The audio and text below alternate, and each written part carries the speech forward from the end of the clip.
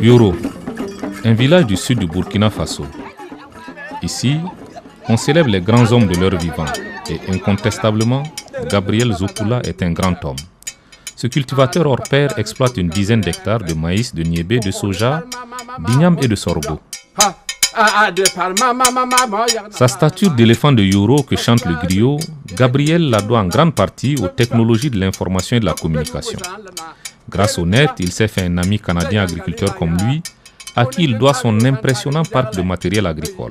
Un tracteur, une remorque, un pulvériseur, un semoir en maïs, qui est présentement là. Mais la vraie révolution des TIC, Gabriel la vit à travers l'adoption de paquets techniques mis au point en 2002 par la Fédération provinciale des professionnels agricoles de la Sicile, la FEPASI, une organisation de producteurs ruraux du sud du Burkina Faso qui bénéficie de l'appui technique de Yampoukri, structure partenaire de l'IICD au Burkina.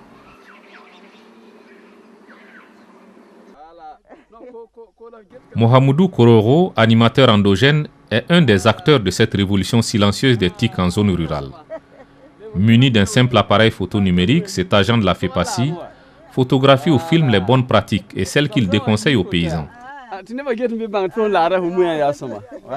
De retour des champs, il se rend au télécentre de la Fédération à Léo, monter son module de formation. Il existe plusieurs modules, principalement des fichiers PowerPoint, mais aussi de courts vidéofilms. Thèmes traités, la confection des fausses fumières, la production du maïs, du riz, du niébé, du soja, de l'igname, le conseil de gestion, la commercialisation, la vie coopérative, etc.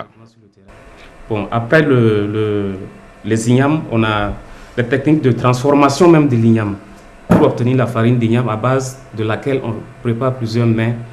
Et ça, c'est une activité qui est faite par les femmes.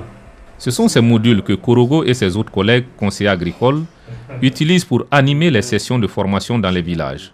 Celles-ci peuvent rassembler jusqu'à 200 paysans grâce à l'utilisation du vidéoprojecteur.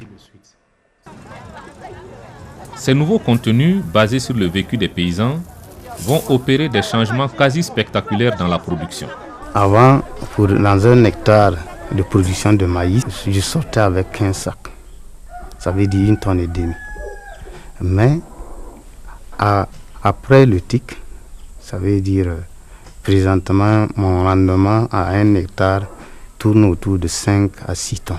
Comment expliquer une telle performance jamais obtenue du temps des encadreurs agricoles avec les champs écoles? À travers ces photos et autres là, chacun essaie de mener une réflexion par rapport à ce que j'ai fait et par rapport à ce que l'autre a fait. Et ta conscience même te gronde à pouvoir essayer de travailler pour aussi atteindre le niveau d'un tel type. Donc, il y a eu une grande différence par rapport à l'encadrement, aux encadreurs d'avant. Il y a une très grande différence. Et à son temps, il n'y avait pas aussi... Ils avaient des champs d'école de ce genre-là. Et ces champs d'école-là, moi, je les appelais des champs d'école de nom. Korogo attribue lui aussi le succès de ses contenus au choc de l'image. Il se réjouit qu'avec les TIC, l'analphabétisme si répandu en milieu rural ne soit plus une contrainte à l'adoption de techniques agricoles. Avant, les formations qu'on faisait sans photo, ça veut dire que les bénéficiaires de ces formations-là, la plupart c'est des lettrés seulement qui arrivent à noter autre chose, c'est ce qu'on dit. Or, à travers ces formations maintenant, qui accompagnent des images, même ceux qui ne savent pas lire et écrire, à partir des images-là, c'est déjà une formation pour eux. Et de deux, avant, c'était le nombre qu'on devait former conforme. Et maintenant, comme c'est accompagné d'images, il y a même ceux qu'on n'avait pas appelés les voisins, les alentours, ils sont aussi intéressés à voir les images là. Donc, on touche beaucoup de membres caves. Les TIC, solution de remplacement à la vulgarisation agricole classique? Pas vraiment. L'expérience de la FEPACI et de nombreux autres télécentres ruraux enseigne qu'il existe 3 défis à relever en matière de production de contenu.